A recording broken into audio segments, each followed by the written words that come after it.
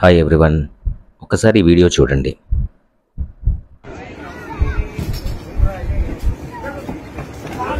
చూసారుగా, ఈ వీడియోలో పెద్ద ఆయన కదులుతున్న ట్రైన్ నుంచి వ్యతిరేక దిశలో దూకడానికి ప్రయత్నించాడు.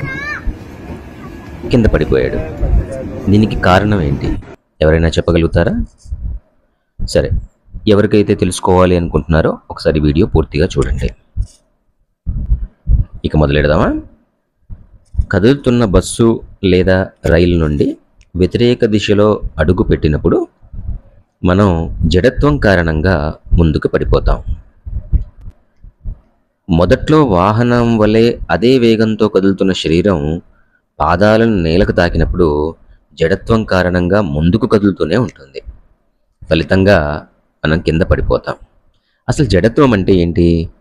జడత్వం అంటే ఒక వస్తువు తన చలన స్థితిలో మార్పులను నిరోధించే ధోరణి. ఈ సందర్భంలో మీ శరీరం బస్సు లేదా రైలు వేగంతో ముందుకు కదులుతూ ఉంటుంది. మీరు దిగినప్పుడు మీ పాదాలను నేలకు తాగుతాయి. మీ పాదాలకి మరియు ఈ నేలకి మధ్య ఘర్షణ ద్వారా వాటి కదలిక త్వరగా ఆగిపోతుంది.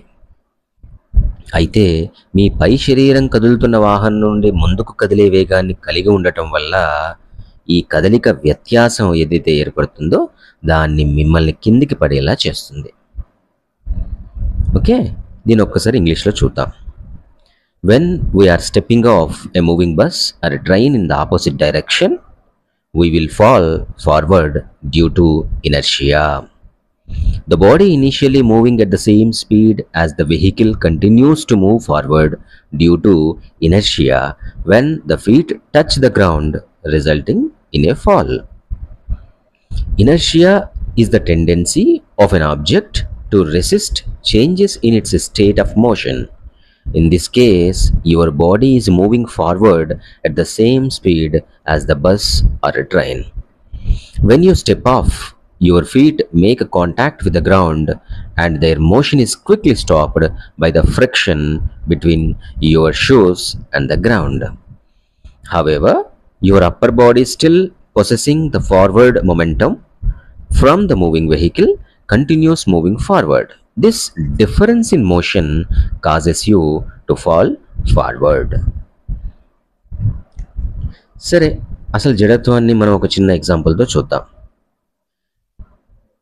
ఏ బాహ్యబలం మనకు పని చేయనప్పుడు నిశ్చల స్థితిలో ఉన్న ఒక వస్తువు అదే స్థితిలోనూ, సమవేగంతో రుజుమార్గాల్లో గమించే వస్తువు అదే గమన స్థితిలోనూ ఉండిపోయే వస్తువు ధర్మాన్ని జడత్వం అంటారు. ఒక చిన్న ఎగ్జాంపుల్, ఒక గ్లాసుపై కార్డ్బోర్డ్ ఉంచి దానిపైన ఒక నాణెం ఉంచారు. కార్డ్బోర్డుని హఠాత్తుగా నెట్టినప్పుడు జడత్వం వల్ల నాణెం గ్లాసులో పడిపోతుంది. లేదు, కొన్ని క్యారమ్ కాయిన్స్ తీసుకొని ఒకదానిపై ఒకటి పేర్చి స్ట్రైకర్తో గట్టిగా అడుగున ఉన్న కాయిన్ని గురి చూసి కొడితే అది మాత్రమే బయటికి వస్తుంది. జడత్వం వల్ల మిగతా కాయిన్లు అదే వరుస అదే విధంగా ఉండిపోతుంది. సరే, ఈ జడత్వాలు ఎన్ని రకాలు అని అంటే 3 రకాలు. నిశ్చల జడత్వం, గమన జడత్వం, దిశా జడత్వం. నిశ్చల జడత్వం అంటే ఏంటి? ఒక బస్సు నిశ్చల స్థితిలో ఉంది. అందులో ప్రయాణికులు కూడా నిశ్చల స్థితిలోనే ఉంటారు. ఇప్పుడు బస్సు ఒకేసారి ముందుకు కదిలితే అందులోంచి ప్రయాణికులు వెనక్కి పడతారు. ఇది నిశ్చల స్థితికి సంబంధించినటువంటి జడత్వం. సరే, గమన జడత్వం ఒకసారి చూద్దాం. ఒక బస్సు గమనంలో ఉంది అని అనుకుందాం. అందులోని ప్రయాణికులు కూడా అదే వేగంతో గమన స్థితిలో ఉంటారు.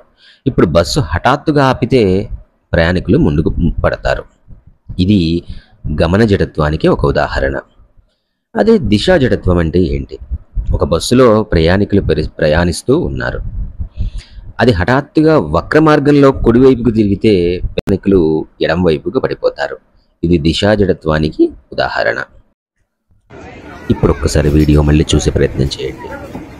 ఈ పెద్ద మనిషి పడిపోవడానికి గల కారణాలు ఏంటి అనేది మళ్ళీ ఒకసారి తెలుసుకునే ప్రయత్నం చేద్దాం. ఈ వీడియో చూడండి. బస్సులోంచి స్ట్రైట్గా దిగేసి నిల్చోవడం, రన్నింగ్ బస్సులోంచి దిగి వెంటనే నిల్చోవడం, లేదు వెనక్కి వెళ్ళడం, లేదు బస్సులో నుంచి స్ట్రైట్గా దిగేసి ముందుకు రావడం, అంటే 90 డిగ్రీస్లో రావడం. ఆ 3 చేయడం ఎప్పుడైనా మనం పడిపోవడానికి కారణం అవుతాయి. కాబట్టి ఎప్పుడైనా రన్నింగ్ బస్సులోంచి కానీ ట్రైన్లోంచి కానీ దిగినప్పుడు అది ఏ వేగంతో అయితే ఉందో అంతే వేగంతో దాని మార్గంలోనే ఒక 2-3 అడుగులు వేసి మనం నిల్చోడానికి ప్రయత్నించాలి. అంతేకాని ఒకేసారి అక్కడ నిలబడడానికి లేదు దాని ఆపోజిట్ డైరెక్షన్లో వెళ్ళడానికి ఎలాంటి ప్రయత్నం చేయకూడదు. Thank you. మీకు కనుక ఈ వీడియో నచ్చినట్టయితే ప్లీజ్ లైక్ చేసి షేర్ చేయండి. అలాగే నా ఛానల్ని సబ్స్క్రైబ్ చేసుకోండి. ఈ చిన్న ఎంకరేజ్మెంట్ వల్ల నేను ఇంకొన్ని మంచి వీడియోలు చేయడానికి వీలు పడుతుంది. Please subscribe my channel. Thank you.